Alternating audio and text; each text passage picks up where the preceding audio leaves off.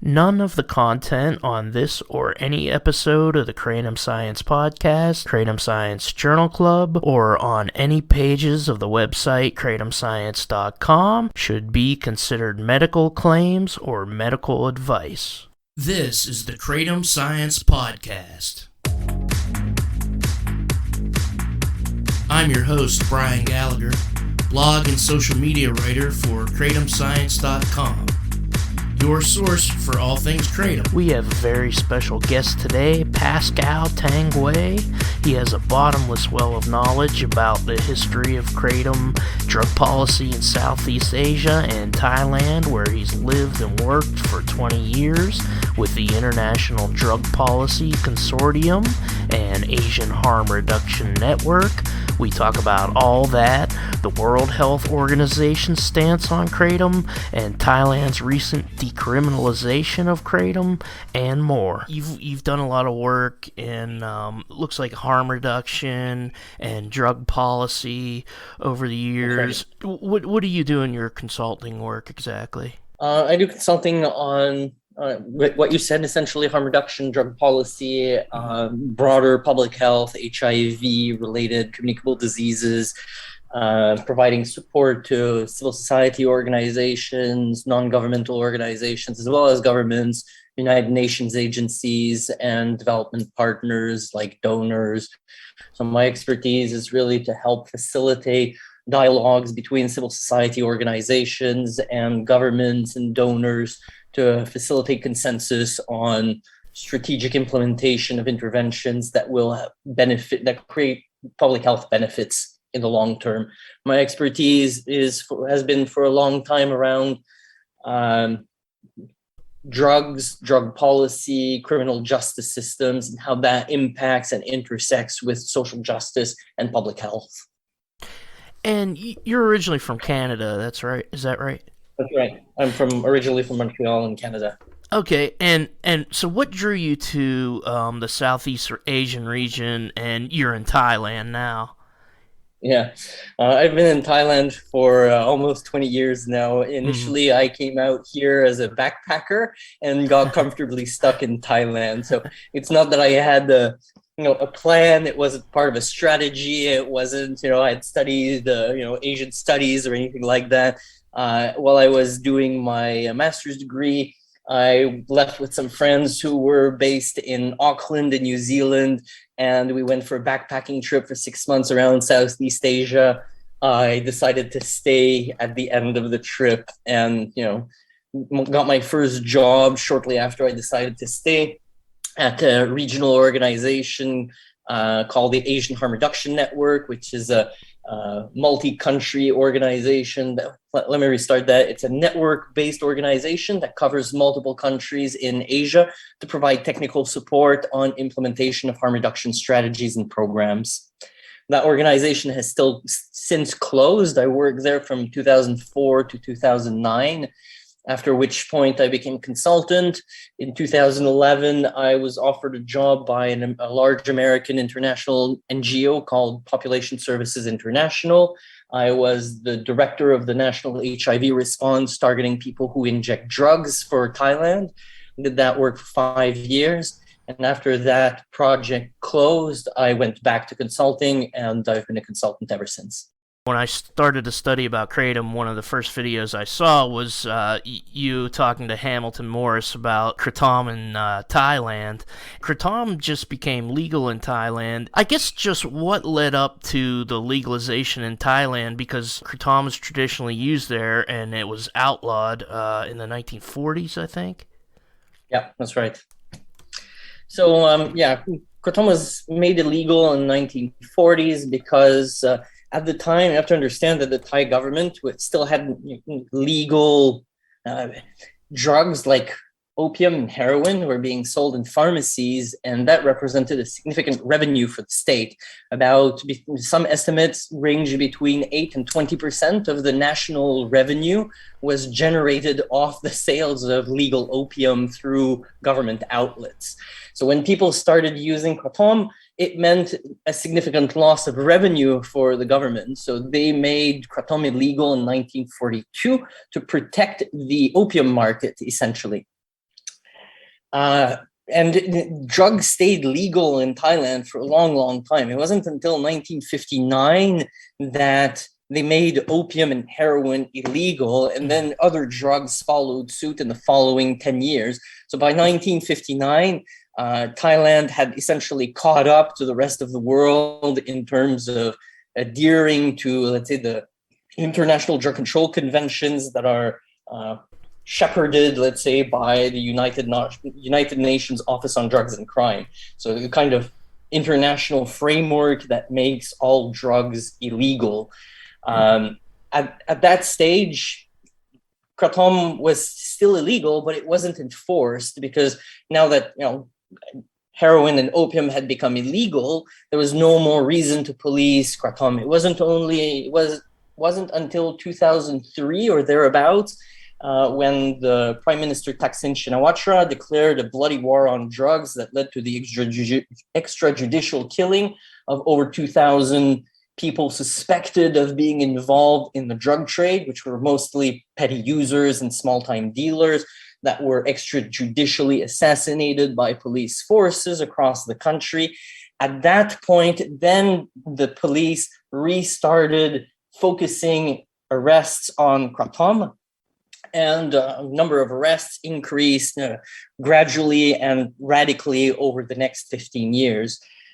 Throughout that period, so since the early 2000s up until recently, there were several attempts to decriminalize Kratom because many communities in Thailand are indeed using Kratom, and they've been using Kratom since the earliest that I was able to find was in 1650s, that people have been using Kratom without much problems for traditional purposes and for medicinal purposes.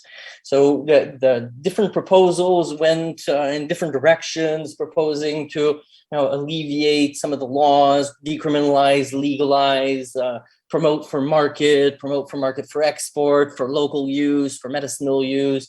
And none of that really worked up until recently, as you pointed out. It's just in the past few months that Kratom has been decriminalized in Thailand, so it's not entirely legal, but it has been decriminalized to the point where we have a big superstore, grocery store chain here called Big C, and now Kratom is available at Big C in the produce section. Wow. So you can buy 5 leaves for 75 baht, which is the equivalent of about $2.50 in the US. So 5 leaves, $2.50, fresh leaves. Mind you, not sure to what extent the alkaloids, what the supply chain is like. So whether the alkaloids have survived the trip to the grocery store shelves is not clear. But that it is available for public consumption with virtually no regulation. Although, from what I understand, that wasn't the original intent. The original intent of the decriminalization was really to join the bandwagon where they can produce and export Kratom to get in on the gravy train and make some money out of this. You say it's decriminalized, but I usually think of this criminalization as means if you get caught with illicit drugs, then you might only get like a fine or something, but it actually can be sold there. Yeah, I was quite surprised by that because what I was reading, I was doing some reading today to catch up and prepare. Essentially, there's essentially largely three models for control or regulation of Kratom. One is completely legal. For example, in the Netherlands or Germany, people can possess and advertise and sell with no penalties. There's models like the US where it's partially legal, and depending on the states where you are, and where it's just outright banned, like in Singapore, where possession and sale are strictly prohibited. So where even the alkaloids that are found in Kratom are also prohibited and controlled. So there's different models, and from what I had initially understood, it seemed to be that Thailand was going for partial legalization or decriminalization. So it was mostly intended to be production for export. So a similar model than in Indonesia, with some exceptions for medicinal use and traditional use. However, it seems that they've gone a bit further. There's a model that has been piloted since about 2016 for community control. So there's some communities that have been able to establish a kind of community charter where community members are in control of the in that charter. They specify, for example, how many trees a household can possess, how they can dispose of the leaves, what they can do with the leaves, if they can dispose of trees, if they can make decoctions, or this decoction called 4 times 100, which in Thai is called Sikunroy. Sometimes that's not allowed, but the chewing of the leaves is allowed.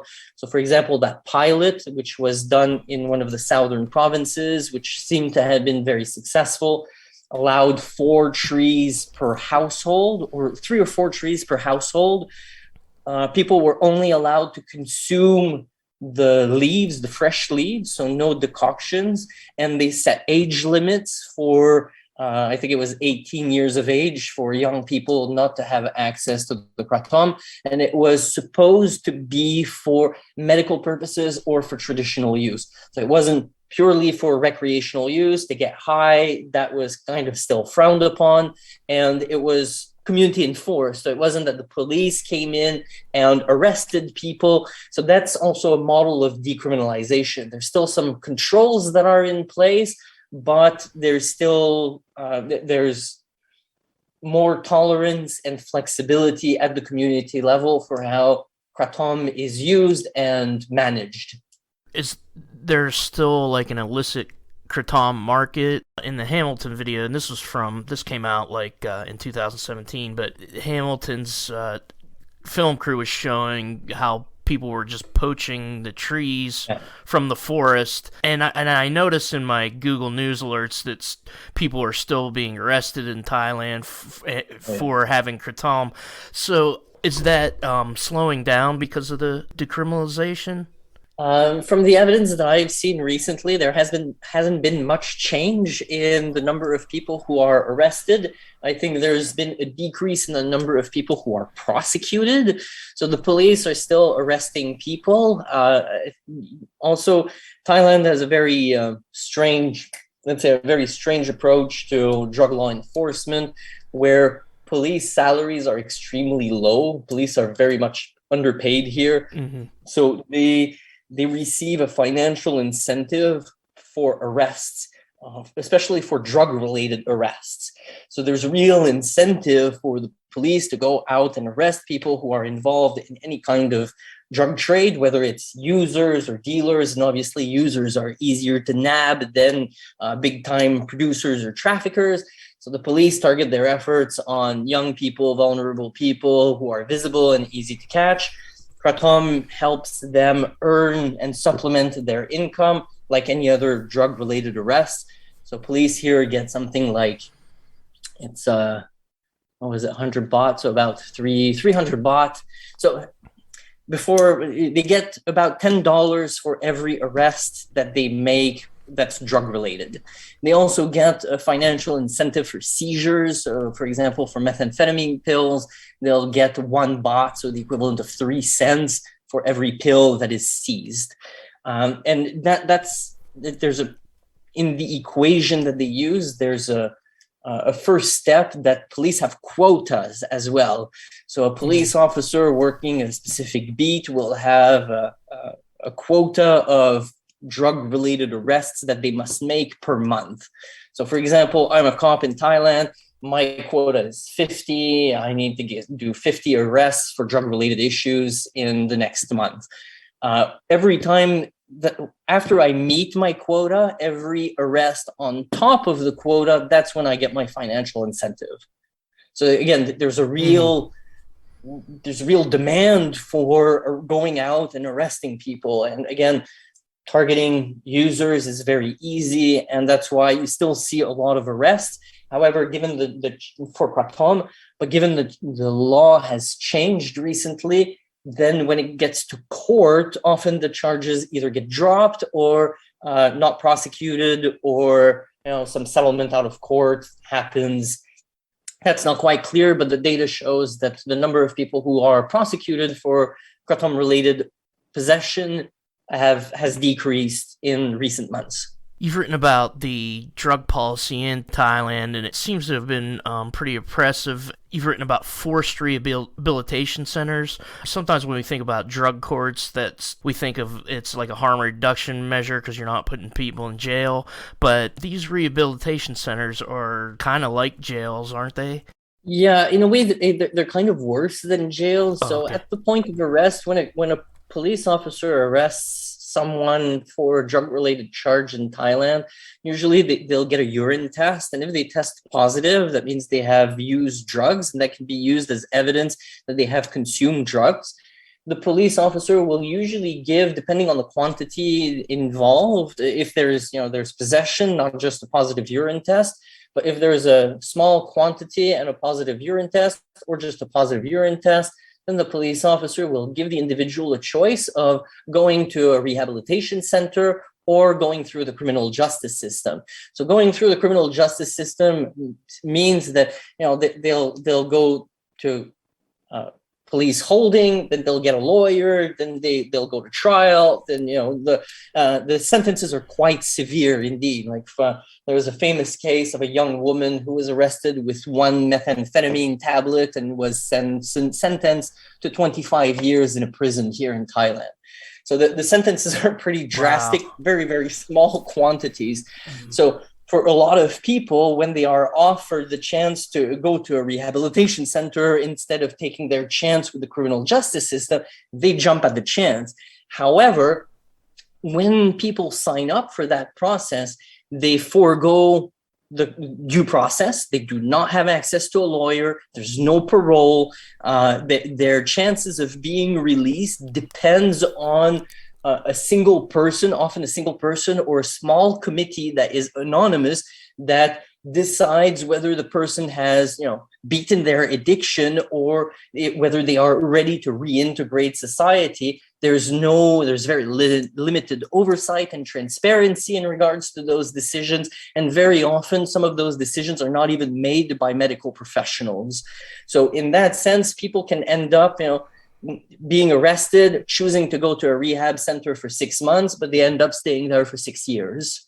And again, and they have to pay out of their own pocket for some of the services that they avail themselves while they are in detention. And there's a huge miasma of human rights abuses that happens in these rehabilitation centers. That have been extensively documented by organizations like Human Rights Watch. So it's sometimes potentially even worse to end up in one of these rehab centers compared to going to prison. At least in prison, you might have a long sentence, but you still have some support with due process, parole, pardons, etc., that are possibly accessible to people with limited charges. And since they've recently decriminalized cannabis and kratom in Thailand, is that a signal that the policies are switching from punitive to more harm reductionist? No, not really. No. On the surface, I could see why it would make sense. But the interest here is not the interest of the Thai government here is not really. They don't have the interest of people who use these substances at heart or people who need them for medical purposes. The real interest, I think there's two compelling drivers or motivations for the Thai government to have decriminalized kratom and cannabis. The first one, and I'm not judging which one is most important than the other, there's been a big push in the past few years to decarcerate. So Thailand's prison system is overcrowded. Prisons are at over 200% capacity, have been for several years. Most people who are in prisons, like 70 to 80% of people who end up in prisons are there because of drug-related charges. So their interest is to reduce their prison population as quickly as possible, because prisons are extremely costly. Even though the conditions are horrendous here and the services are very, very limited, it's still a heavy financial burden for the government to maintain this overcrowded prison system. The second one is kind of related. It's purely financial. It's, they can see that there's a gold mine. There's a lot of money to be made in selling kratom overseas and producing cannabis and selling it. And, especially with COVID, the economy here has been heavily impacted negatively by COVID. I think they're pretty desperate to make a buck pretty much anywhere that they can. And I think that's also driving. So even before COVID, before the economy had been heavily negatively impacted, there's a major drive to join in the market and create financial benefits for society. Recently, I wrote an article about cannabis legalization and what was driving this. And indeed, when I did like a media analysis, look through, several dozens of newspaper articles, and when there's a testimony from the government, when there's an article published, they're usually about cannabis legalization in Thailand. It usually ends up being in the financial sections, not in the health section, not in the social section. And the quotes from the government are usually, we decriminalize because we're going to make money. So they're pretty open and direct about their motivations for decriminalization or legalization of cannabis.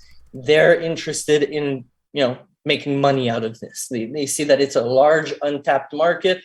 They have the resources. They have a heavily agrarian society that is good for cultivating. They've got rich, fertile soil.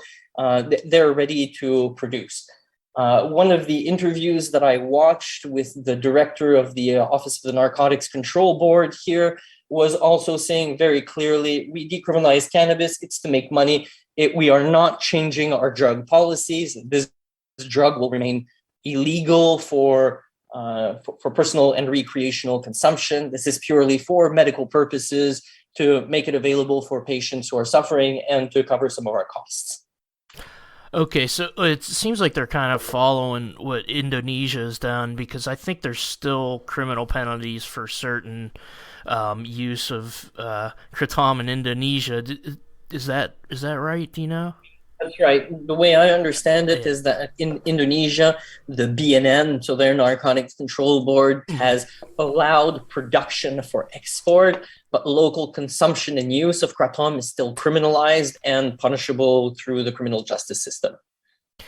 And what about American businesses? Are there like investors in Thailand already wanting to set up kratom market in Thailand, and maybe buy up some farms or deal with farmers there already?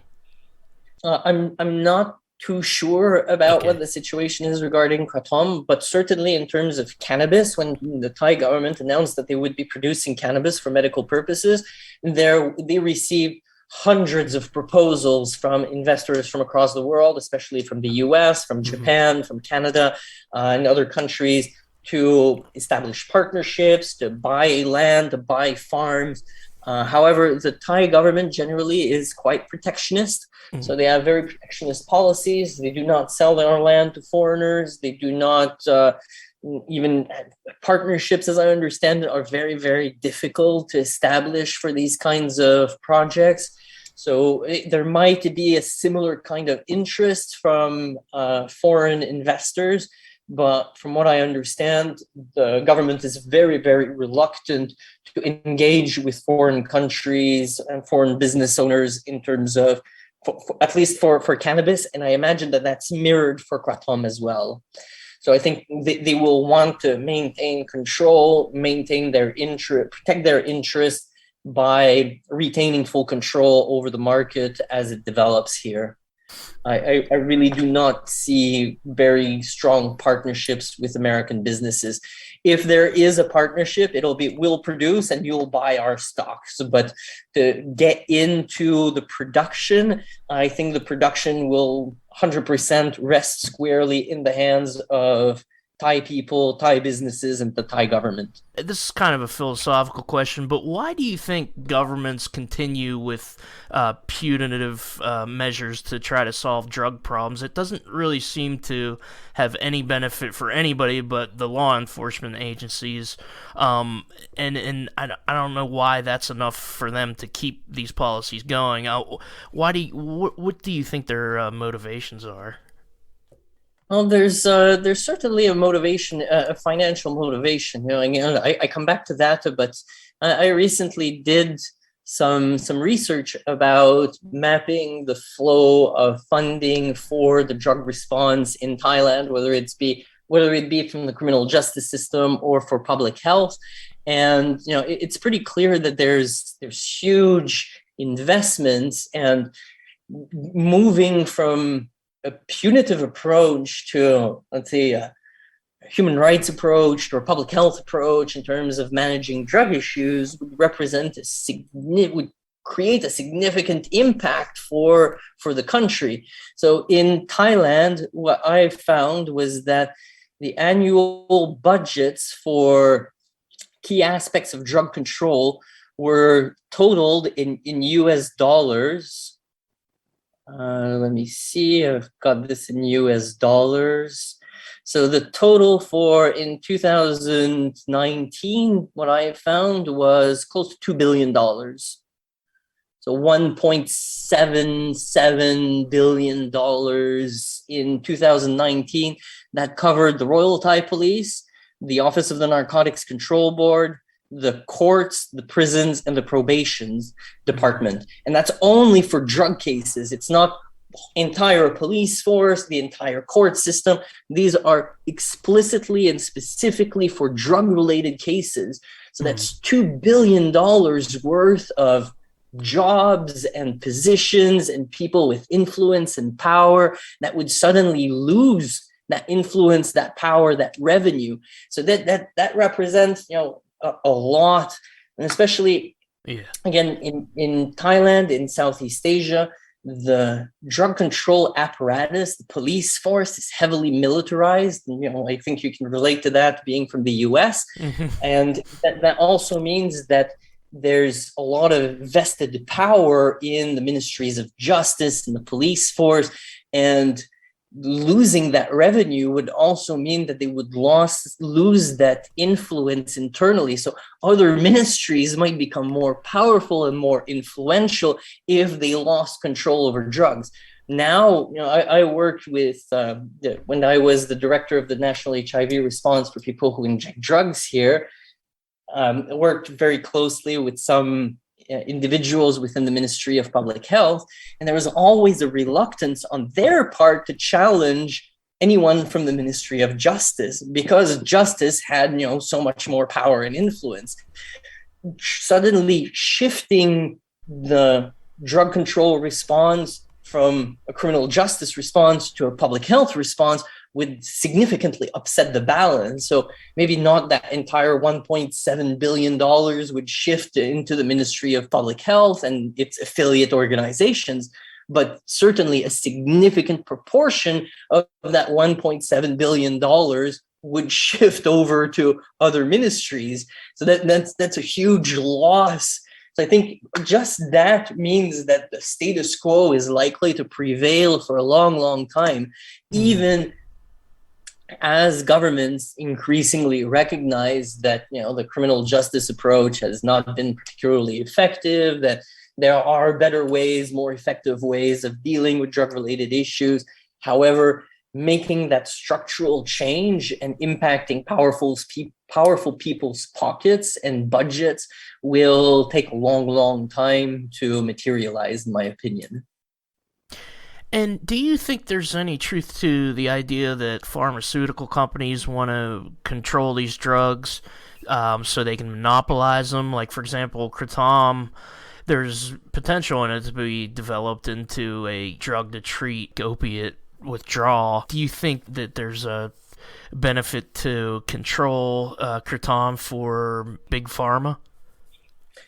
Certainly, I think there big pharma is paying very close attention to what's happening in let's say the plant-based sector to see where they can find their new pills that they can sell, certainly. But I think even more importantly is that the pharmaceutical companies have a vested interest in avoiding that kratom that is grown on someone's land can end up in the hands of someone that will use it and treat themselves so that they won't need to go to the pharmaceutical company or the pharmacy to get their drugs that they produce. So it's not necessarily that pharmaceutical companies want kratom to extract mitragine and transform it into this new magic pill. I think what they're mostly afraid of is that kratom is in competition with their market and will reduce the sale of their products, like whether it be methadone or buprenorphine or naltrexone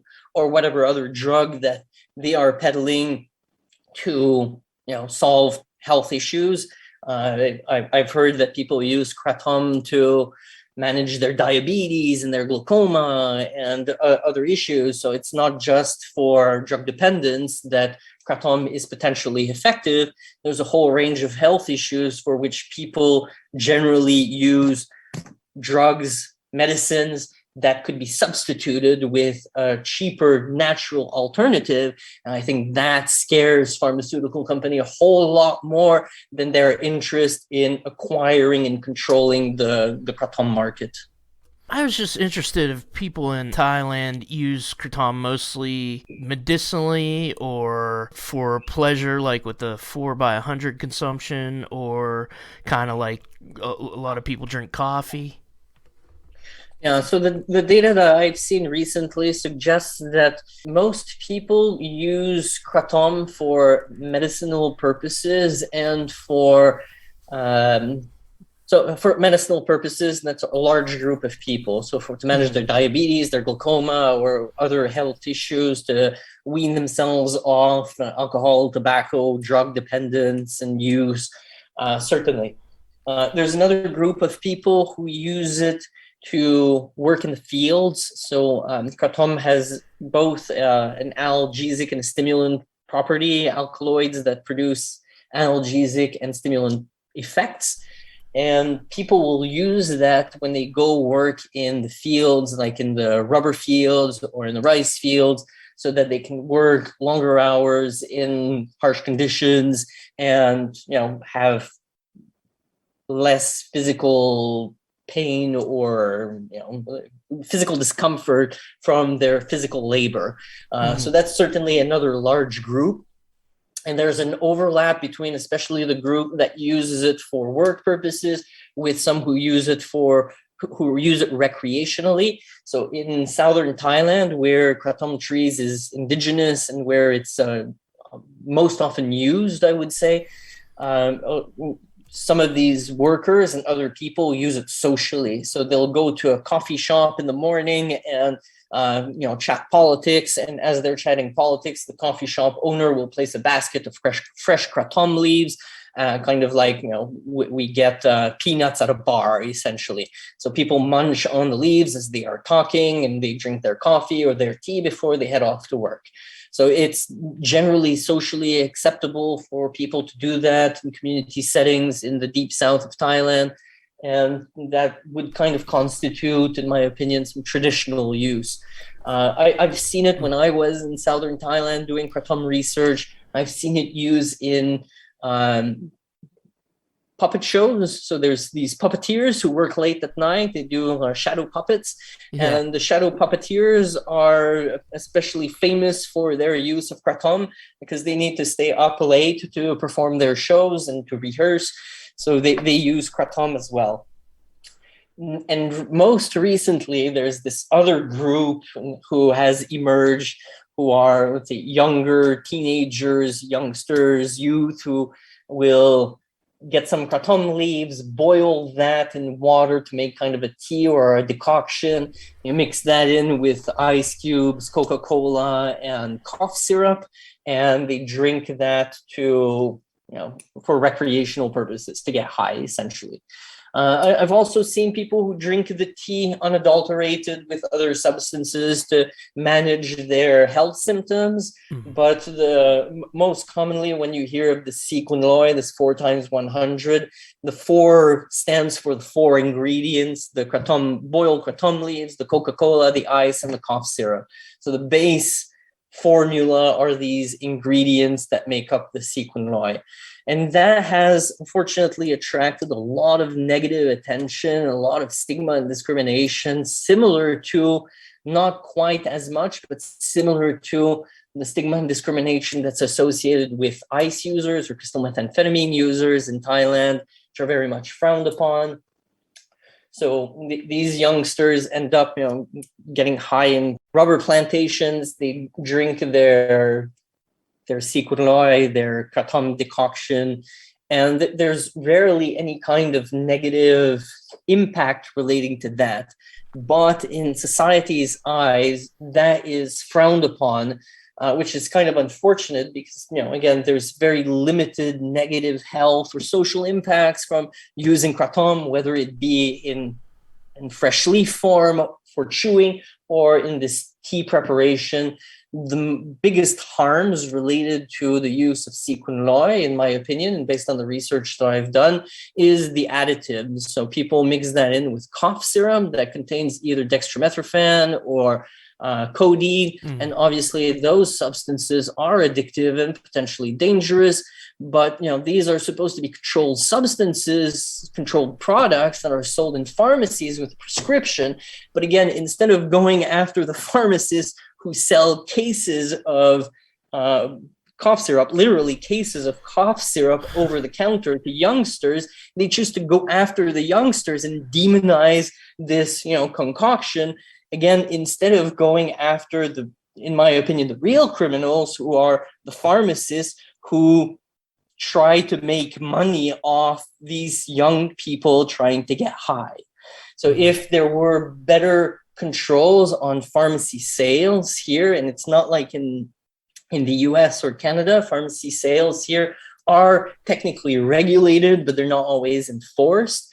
So that means that, one of the interviewees, one of the respondents to my research was saying, that, he goes into once a week, he goes to the pharmacy and buys, a case of 24 bottles of cough syrup, pays the pharmacist, and walks out. And obviously the pharmacist knows. Another one was saying, the pharmacist doesn't care. He knows that I'm doing this, but he doesn't care. And then he goes, oh, well, actually, that's not true. He kind of cares because, every time he sees me, he hikes up the price and double the price from 40 baht a bottle to 80 baht a bottle. So again, it's a bit strange to me that the focus on society is on these the people who drink the sequinoloi and not on the pharmacists who are supposedly medical professionals, but who enable and abet this kind of behavior. But we don't talk about that here. We only talk about these youngsters who drink sequinoloi. And I think the media has played a huge part in the demonization of young people who are drinking this kratom decoction, in linking the use of sequinoloi with being Muslim insurgents. So in the southern provinces of Thailand, there's a separatist movement. So the people in the 3 southernmost provinces of Thailand, they are majority Muslim, and they're on the border with Malaysia. They would like to separate, either to join Malaysia or to have more independent control from the centralized government of Thailand.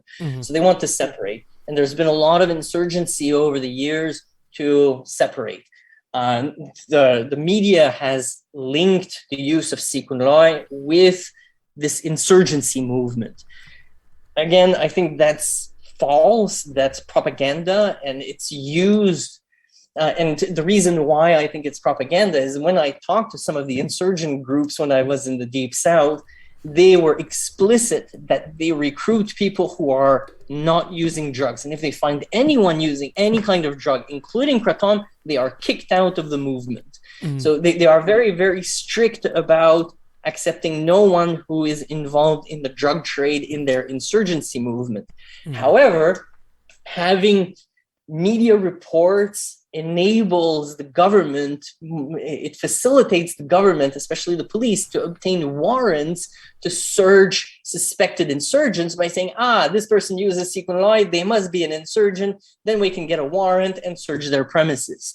Whereas if they were just using any other type of drug, it might not allow access to a warrant to search their premises.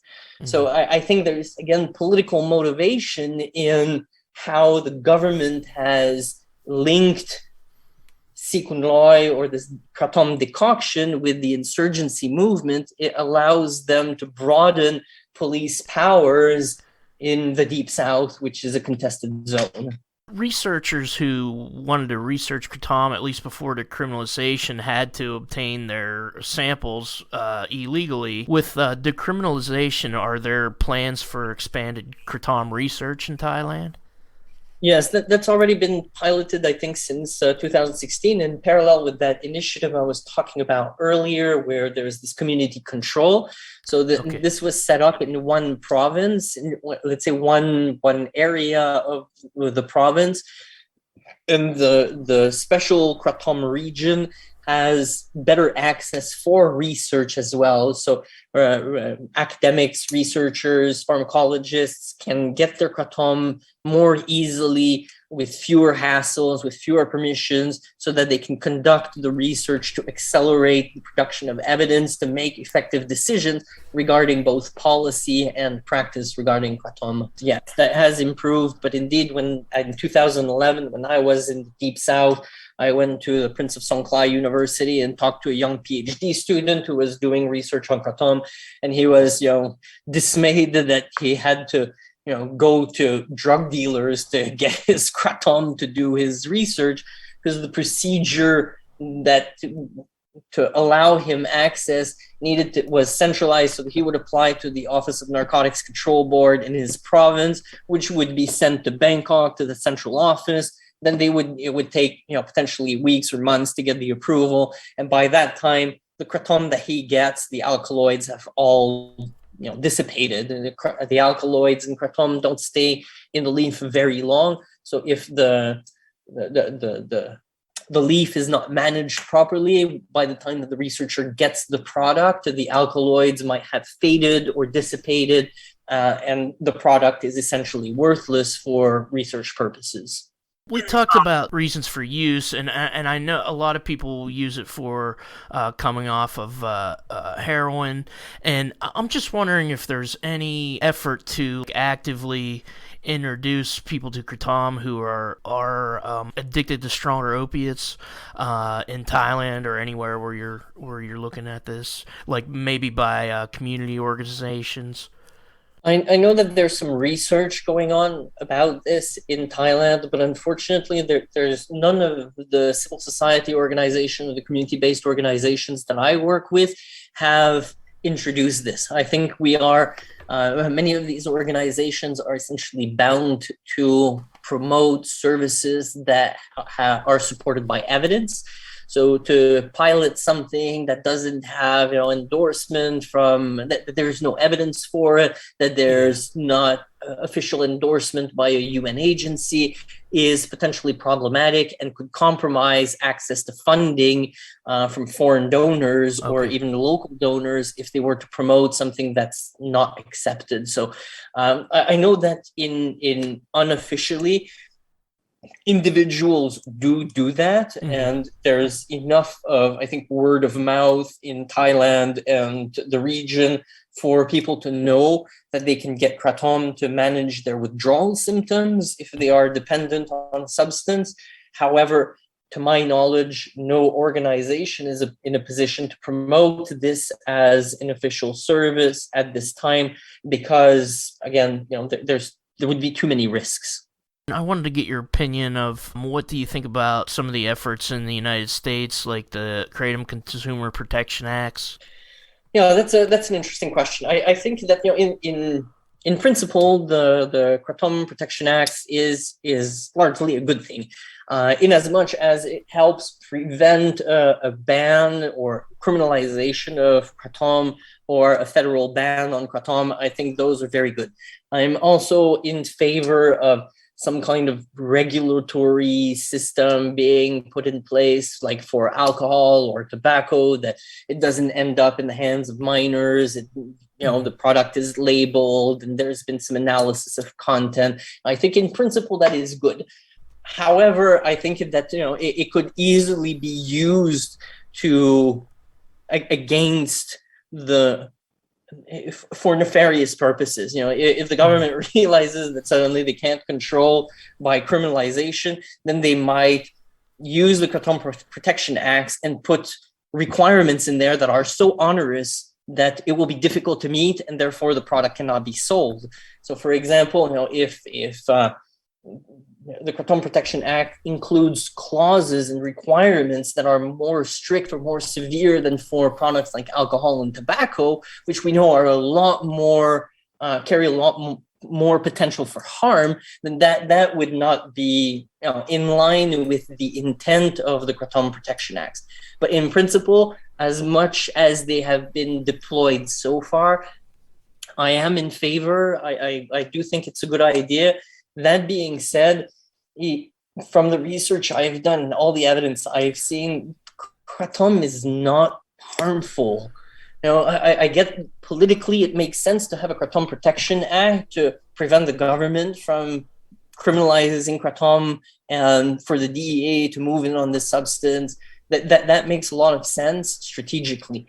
However, in an ideal world, we wouldn't need that because Kratom is not dangerous. So whether someone who's 16 or 14 or whatever age they consume a couple of leaves of Kratom, it's not going to cause any real harm. I'm all for having some kind of regulation to ensure that the product that people consume is safe, in the sense that there's no mixed in adulterants, that the product doesn't contain contaminants. I think that's very important. I don't think that's necessary in the US necessarily. I think that's more important for upstream in the supply chain. For example, most of Kratom in the US now comes from Indonesia. I think it's important for Indonesia to put in place some measures to control their supply chain and certify their product as safe, and have their analyses done to reassure customers abroad and even locally, if there are any, that the product is safe and does not contain adulterants. When I was in 2018, I was working with a colleague from Oregon who was interested in exactly this, helping strengthen the supply chain in Indonesia. And we put in a proposal to develop an evaluation assessment of what was going on in Indonesia to make formal recommendations on how to strengthen the supply chain. Unfortunately, our project wasn't funded, but we did do quite a bit of research.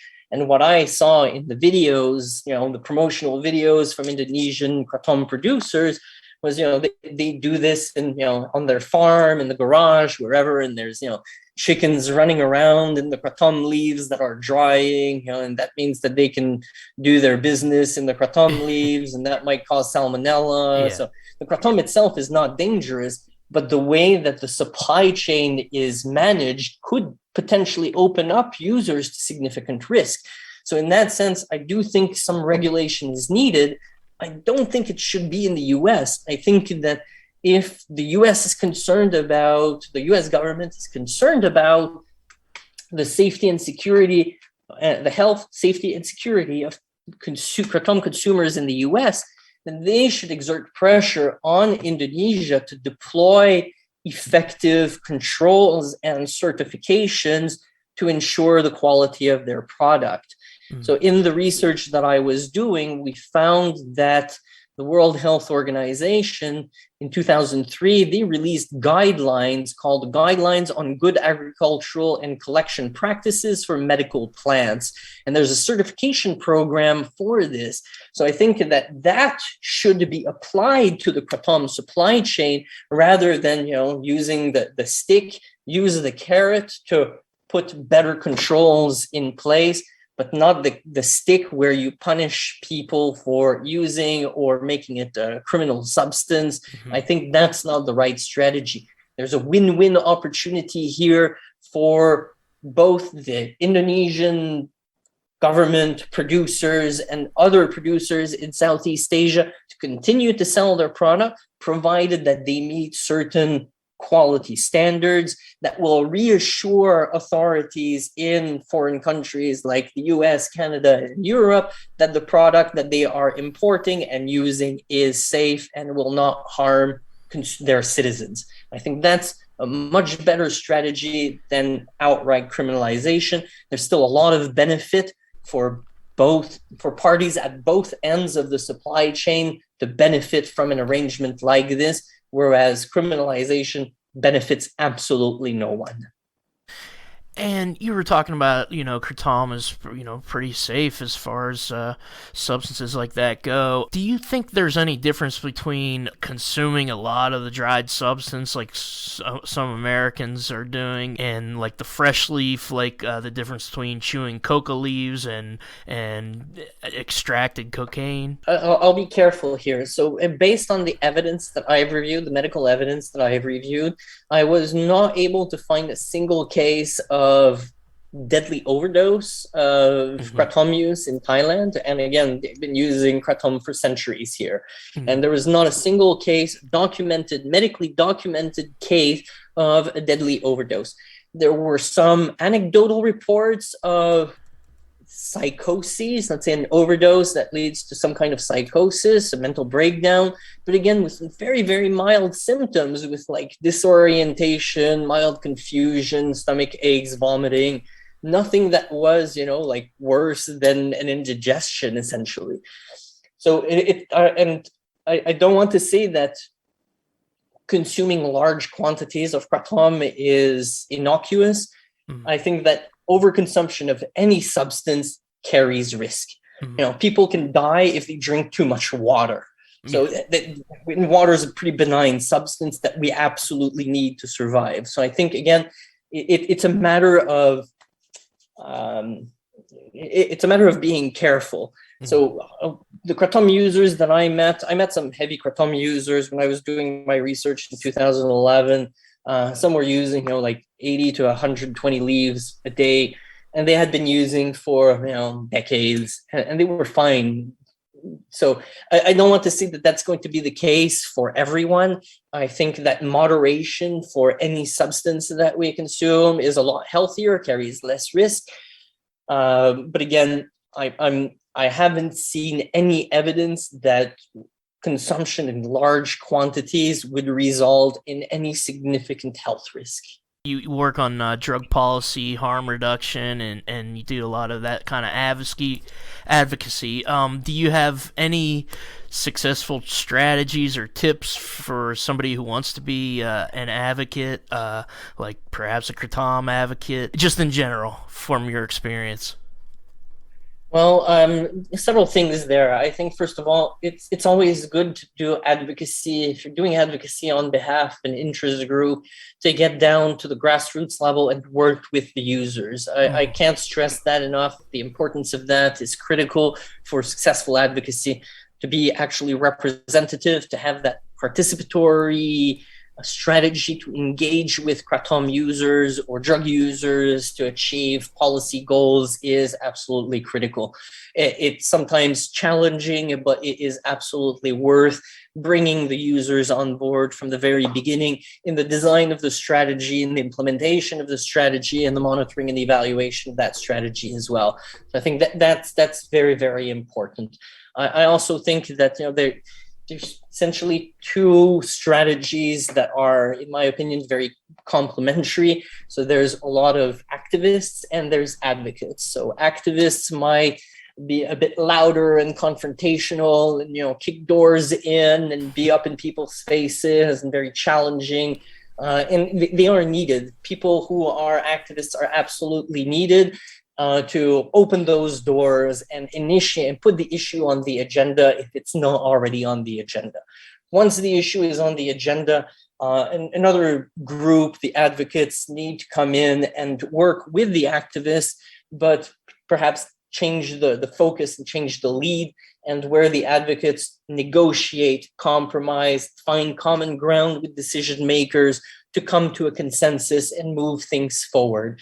Usually a consensus means that everybody who leaves the room is not happy. Nobody got exactly what they wanted, but we have progressed, we moved forward, and we've made progress for everyone.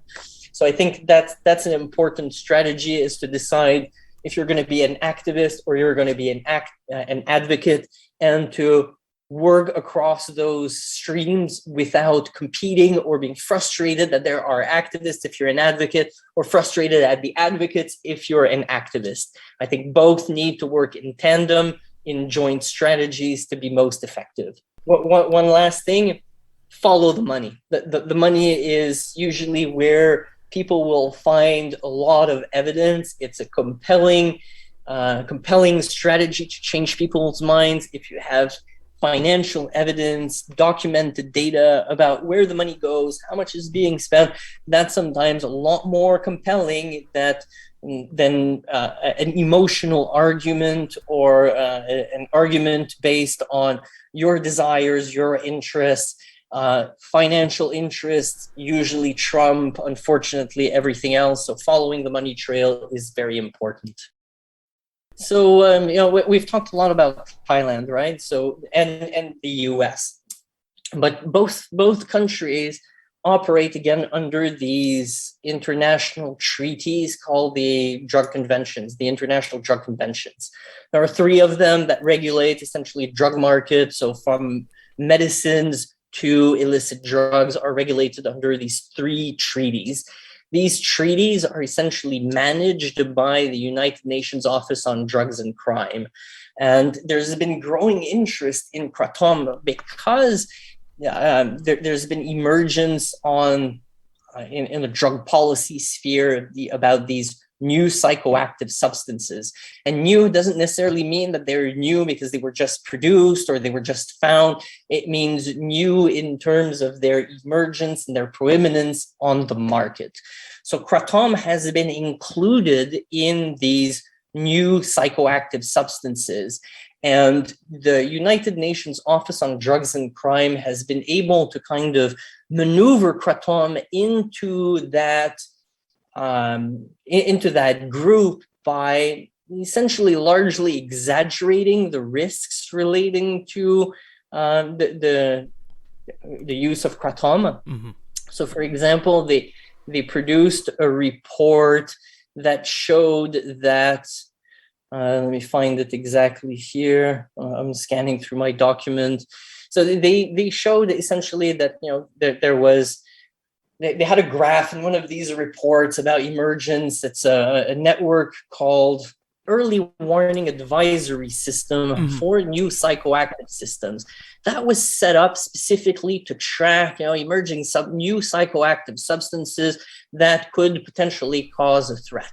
And they made specific recommendations on Kratom. Now, in their reports, in UNODC's early warning advisory report, they cited Kratom, and they included this graph that showed that Kratom focused prominently in one of the updates that came out in 2020. It included a graph that was titled New Psychoactive Substances Detected in Fatalities Reported to the United Nations Office on Drugs and Crime Early Warning Advisory in 2019. This graph showed that 46% of reported fatalities were related to Kratom, which is huge, even more than synthetic opioids, which was 17%. So that graph showed, Kratom is significantly dangerous. However, there was a little asterisk somewhere in the text. The text explained that there was 47 cases, all reported from the US and Thailand, where there's millions of Kratom users in both of these countries. Mm-hmm. So 46% is not 46% of the people who are using Kratom. Yeah. And on top of that, there was a note that said that the identification of Kratom did not necessarily mean that it was causal to the death of the person that was reported. So essentially, they also clarified that there were no cases in which Kratom was deemed to have caused or have significantly contributed to death. Yeah. So again, UNODC has positioned visually a graph in their early warning reports to say like, ooh, be scared. And essentially, there's nothing there. Yeah, so they created this false threat. And again, I'm sorry to repeat this, but if you follow the money, the United Nations on Drugs and Crime has been struggling to find funding for itself. So the creation of a new threat allows them to mobilize resources from governments and to convince them, look, there's this threat here, Kratom, give us money so that we can fight this threat, which is a non-starter because it's not a threat. So again, it's very important to understand like the global context when we work on Kratom in a specific legislation or a specific jurisdiction, whether it be at state level or at country level. It's really important to understand what's going on internationally, because this helps frame the discourse and the ideas and the arguments that we want to bring about when we do our advocacy work to try and convince governments. If we show that this is not a threat, that there is no evidence that there are fatalities or dangers relating to Kratom, then that becomes essentially moot. Now, Kratom is scheduled to go through this expert committee on drug dependence for review, I believe this year. And they are essentially supposedly a panel of medical professionals who will look at the evidence and could make a set of recommendations. Essentially, there's 4, let's say, large potential outcomes. So the expert committee might decide not to proceed with a critical review, so that it would, because there's insufficient evidence of any harms, and then that's it. It wouldn't get scheduled in the international conventions as a dangerous drug for international control, where member states of the UN are mandated to put in laws to criminalize that substance.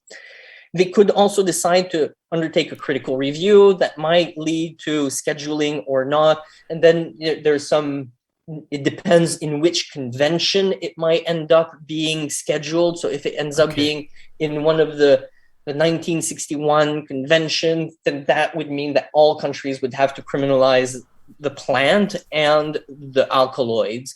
If it was in the 1971 convention, then there could be exemptions for fresh leaves, but ban on the alkaloids, like let's say the alkaloids.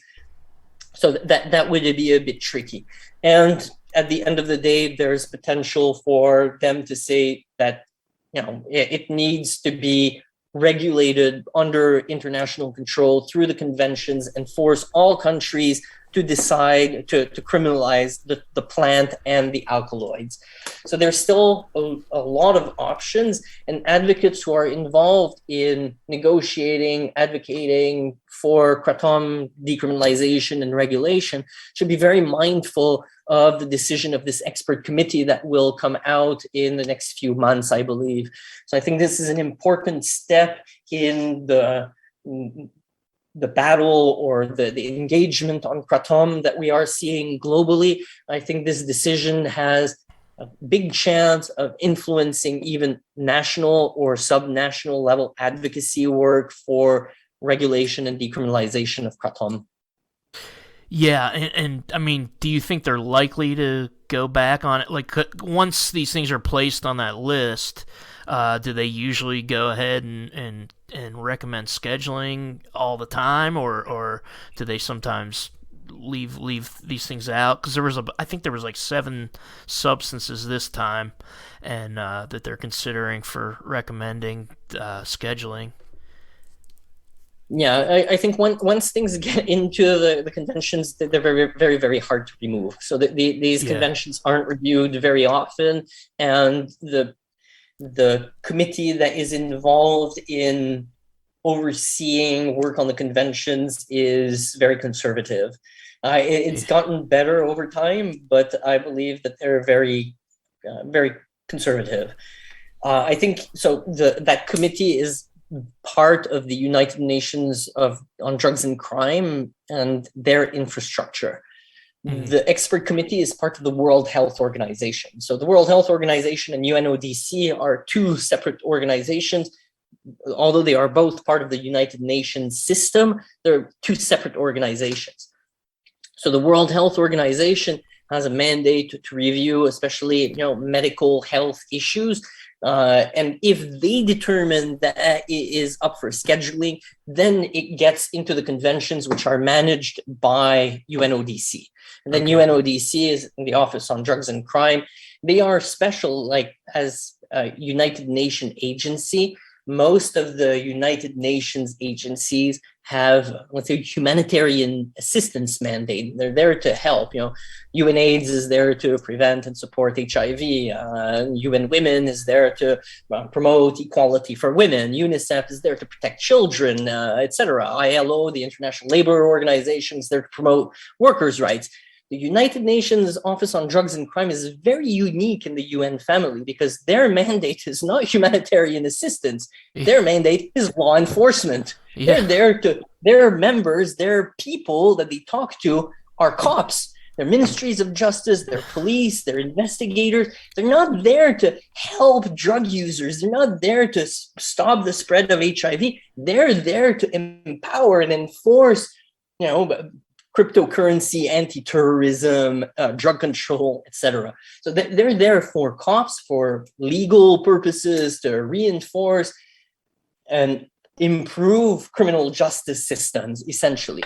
So it would be, again, it's to their advantage if Kratom ends up in the conventions because it gives them more broader power, and that means they can mobilize more resources to ensure the survival of their organization. So that there's essentially, in my opinion, there's kind of a conflict of interest there that fortunately, they're not on the expert committee that will decide whether they go in the conventions or not, whether Kratom goes in the conventions or not. But if it does, then it's essentially squarely in their hands. And that's why the committee that oversees the conventions is very conservative, because it's part of UNODC infrastructure. And therefore, they don't have much interest in saying, no, this drug is no longer a threat. No, we can decriminalize that. It's fine. While, many countries have decriminalized cannabis is still in the conventions. Yeah. Because, again, the committee that oversees the conventions doesn't have interest in descheduling cannabis. It will reduce their power. It's not it's not a good idea for them to do that, right? Yeah. It doesn't make sense. So if it does end up there, it would give already UNODC a lot more power. And they already have, because of this early warning system on new psychoactive substances, the fact that they've included Kratom in there, they've essentially manufactured the threat where there is none. Yeah. It's like I'm using Noam Chomsky's language about manufacturing consent, but in here they've manufactured a threat. And there's an organization called the Transnational Institute that's based in the Netherlands that have essentially published a paper just recently, about a month ago, called Kratom, the Creation of a Threat, which is exactly about this, how UNODC has manufactured this threat around Kratom when there is none. So it's an important document, and that points also to this process of approval by the expert committee. Yeah, and I'll actually put the link in the description for people who want to read that, and I have read it. And media sensationalism, talking about manufacturing a threat, people who listen to the United States understand, especially about Kratom, there's just television, evening news, media, and drugs is just not a place to go for accurate information. It's more like a horror fiction, drug horror fiction, I call it. But does that also go on in Thailand? And does it happen with Kratom? And do the public buy it since it's such a traditional plant there? Yeah, so yes, it certainly does happen in Thailand, unfortunately. It happens especially around this sequin loy, the decoction, the boiled Kratom leaves mixed in with a cough syrup. So there's been a whole lot of demonization around that. And again, that they link that in the media to insurgency. So people do buy that because, the majority of Thailand of Thai citizens are Buddhist, and there's a small minority of Muslims. And, people are aware of the world that we live in, and there's, been significant demonization of Muslims all over the world. So that kind of reinforces the fear around Muslim people that they are also, using these drugs, and, that all gets kind of mashed together in these stereotypes of dangerous Muslim insurgents who are high on drugs. It accentuates people's fears. I remember a couple of years ago, there was a wave of unexplained deaths in northern Thailand, in Chiang Mai. Several tourists died in mysterious circumstances in hotel rooms, mostly in Thailand, some in the south as well, on the island, the party islands like Koh Phangan and whatnot. So there was, at that point, when it was still unexplained, there were investigations that were going on, especially from the countries from where these citizens were from, including from Canada. There were 2 young girls from Canada that died. I was actually contacted by the National Coroner of Canada to discuss what had potentially happened, because the Thai government had attributed these strange deaths to consumption of kratom.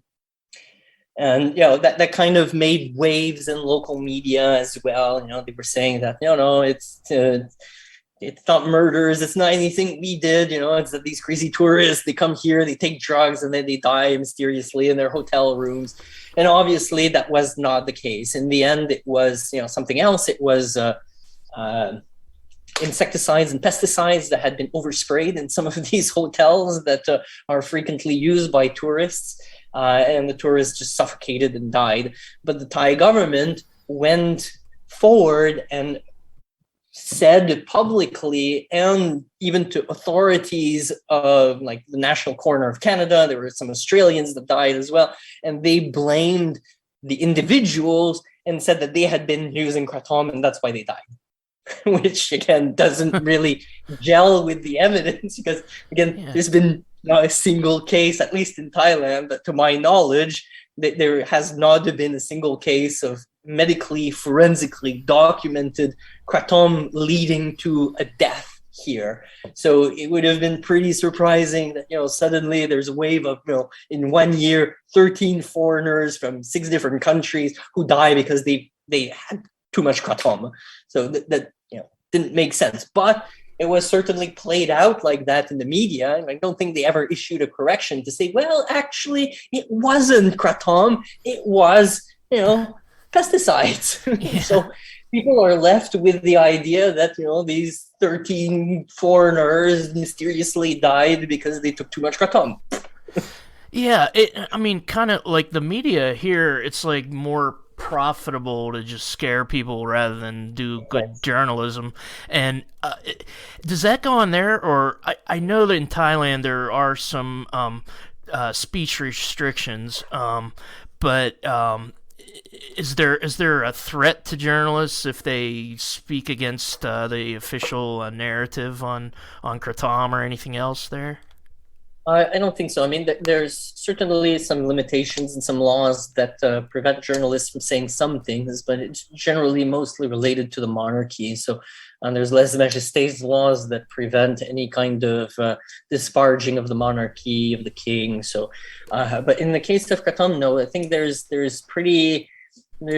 some pretty open journalists, but unfortunately there's also more sensationalist journalists out there. And as you said, it pays well to scare people, and a scared population is easier to control and to manipulate. So I think there's just generally an interest in selling these kinds of bad news than saying that kratom is inoffensive and can actually be a boon for a lot of people who are sick and need it. That's less newsworthy than saying, this tourist has died because they ate too much kratom leaves. There's more and more openness about discussions on on reforming drug policies in Thailand, especially as I mentioned earlier, with this push for decarceration and reducing the prison population here. So there's been a lot of efforts to try and find solutions to that. That has included discussions around drug policy reform. So in 2016, there was this Minister of Justice who was very, very bold, who suggested, decriminalizing, legalizing kratom, cannabis, even methamphetamines. Like he was tired of seeing the prisons so filled with methamphetamine users. They said, we'll decriminalize it. And, shortly thereafter, he was moved out of his position. So that didn't last long, but it was the first, high-level Thai official who went on record and said, the war on drugs has failed. We have done a crappy job in Thailand. We need to find alternative solutions. We need to rethink the paradigm about how we manage drug-related issues in our country. And, let's consider all options, including decriminalization and legalization of some of these substances. Subsequently, I was hired as a consultant to work for the NGO owned by one of the princesses of Thailand to evaluate the decriminalization models in 5 European countries, kind of unpack the decriminalization models and see what components could apply to Thailand without, upsetting the balance, let's say. And the report is online. I can send you a link if you're interested. Sure. Unfortunately, it was never really used by authorities because this report was meant to go to this very forward-thinking Minister of Justice named Paibun Kumchaya. Unfortunately, like I said, he was moved to another office, and the project kind of fell apart. The report was produced. I managed to get it out there, but it was never used for consideration of policy decisions here in Thailand.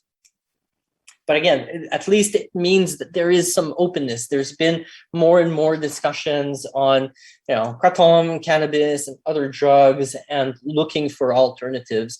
I think it's very slow. It's going to be a very slow process, but I do think that, in the next, 10, 15 years, we will see some changes in Thailand's drug policies.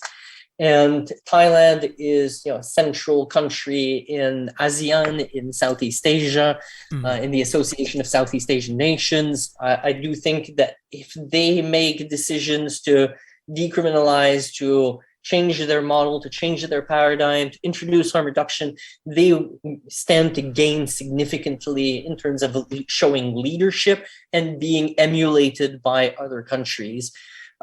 Unfortunately, Thailand has been emulated by other countries in terms of their drug policy. The Filipino government has been implementing, the Duterte government has been implementing a bloody war on drugs that has led to tens of thousands of people being extrajudicially executed by police forces. And the Duterte war on drugs is a copy-paste, identical model to the strategy that was used in 2003 by Thaksin Shinawatra when there was this bloody war on drugs here that I mentioned at the beginning of our interview. Mm-hmm. So unfortunately, governments don't necessarily just pick up the good things, they also pick up some of the bad things.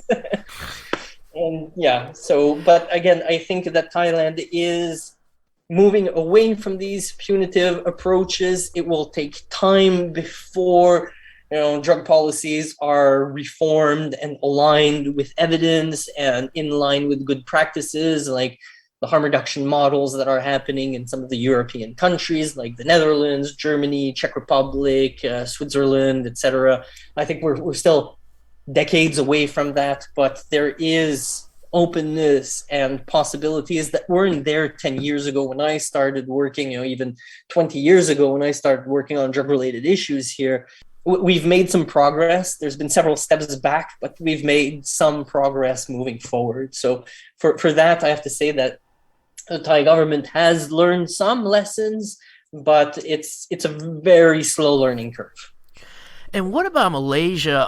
It seems like they made some moves, or I'm looking at a article from 2019 about Penang farmers wanting to cash in on the kratom crop.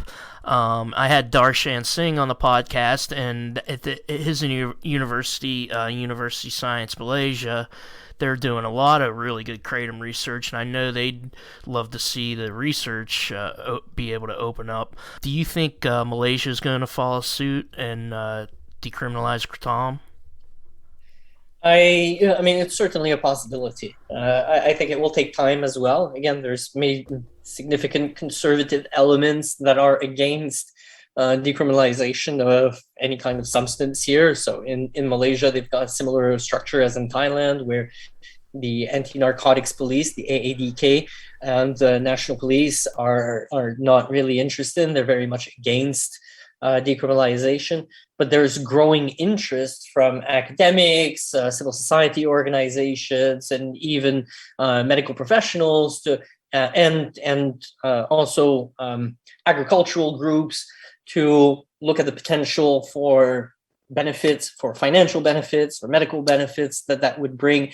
So again, certainly if Thailand paves the way and does well with their kratom decriminalization, and I think a lot of people in this region are keeping their eyes on Thailand, waiting with bated breath to see the results. If crime increases or if there's any problems in the country, which I don't believe there will, but people will wait some time before making their own decisions. So there's certainly a possibility, though I wouldn't be holding my breath because it will take some time. I'm talking potentially a few years before there's any kind of real movement to decriminalize. I know also that just last year or the year before, Indonesia there was a proposal to, I think, the Senate to criminalize once again the entire supply chain of kratom production that would have compromised access for the US. That was voted down, but there's always this push and pull in Southeast Asia around drugs, which is a central issue for virtually all parties that go for elections, that vie for power. So in that sense, we get a more liberal government, there might be some changes. And then, a couple of years later, there's a conservative government. We'll see that being undone and the changes reversed. So I think that we also have to expect that it's not going to be a clean trajectory towards decriminalization or legalization, whether it be for cannabis or kratom or other substances. There's going to be some move forward, some steps back. It's going to be more like a seesaw where we move up and down across the timeline. And certainly, again, there's growing interest in the region to explore rescheduling of kratom. And also, I believe that governments will have an easier time making decisions once the WHO expert committee makes its ruling on the dangerousness or the risks, the harms related to kratom. Yeah, I guess that's going to be a make or break kind of decision. Yeah, it's going to be a landmark thing, that's for sure. I mean, It's going to have far-reaching impact on producer countries and on consumer countries. So again, that's what I was saying earlier. This decision is going to be a critical aspect for any kind of advocacy work relating to kratom. It's going to be a critical landmark event, for good or for bad. You said going back to 1650, you found the use of kratom. Does that come from writings? And I know the botanist, the Dutch botanist, found it in the 1830s or something like that. I'm just wondering about what evidence is there from 1650 that it was used, and has it ever been like a religious or ceremonial thing? Because I've seen that in some reports, but I don't know how accurate that is. Yeah, I don't think it's been used in religious ceremonies. Yeah. It's been used for traditional purposes, certainly.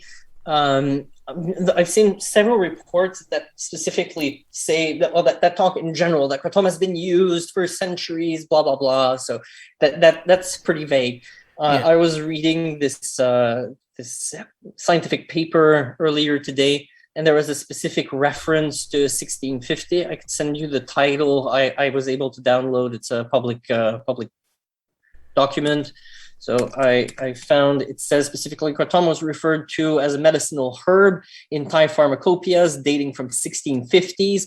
as was indicated for the treatment of stomach ache, severe diarrhea, and opium withdrawal.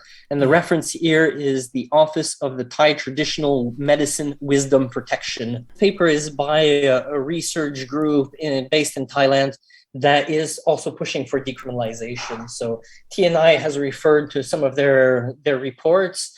And this study I was reading was specifically looking at attitudes towards decriminalization of Kratom and the community control model that I was talking about, that pilot that was implemented to see if the community could regulate Kratom use and cultivation in their space.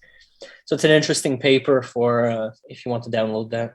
In some of the scientific studies, they've said that Thai Kratom contains maybe like 66% of mitragynine alkaloids, and Malaysian only contains 12%, and then they could barely find traces in the Philippines. Do you know anything about that, whether like Thai Kratom is stronger or contains more different alkaloid profile? No, I'm not I'm not sure about that, honestly. Okay. I will say that when I was doing my research down south, that the Kratom users were able to distinguish 5 different strains or subspecies of Kratom. So there was the Mengda, there was another one which had like the central stem on the leaf was kind of reddish. One was green. So they were able to distinguish, and they had some anecdotal reports about, this one is stronger than that one. This one has more like analgesic properties. This one has more stimulant properties. At the time when I was doing that research, I think the access to Kratom in Thailand was so limited that the pharmacological studies around it was rather limited. And my area of expertise is, although I'm interested in the pharmacology, it's not my primary area of expertise. So I wouldn't be able to comment with certainty about the content of one leaf over another. I do know that there is likely to be variation in the mitragynine content, all the alkaloid content from country to country and region to region. That just has to do with weather patterns and the fertility of the soil, etc. So of course there will be variation. How that impacts the effect and how that impacts the alkaloid profile of each leaf, I can't comment for certain. And I'll send you a link to that report that I did for the royal family. It contains, it's a long paper. It's like 250 pages long. It's a book essentially. But the section on Thailand specifically contains like a history of the drug control system in Thailand from like the 40s or the 30s all the way up to 2020 or 2019 or 2018. So it puts, it talks about kratom, cannabis, heroin, methamphetamines, etc. But it gives you like a kind of a historical overview of the development of the system and what's in place and what changes have happened over time and what made those changes possible. So perhaps some of your readers who are more interested in the policy context in Thailand might find that interesting. Well, I hope you all found that interesting. I sure did. I was pretty blown away by Pascal Tanguay. I learned a lot, and I'm very grateful. If you're grateful for this episode as well, please like, subscribe, comment, share. We don't ask for money, but we do ask your support in that fashion. The music is Risey. The song is called Memories of Thailand. The Kratom Science Podcast is written and produced by me, Brian Gallagher, for KratomScience.com. Take care.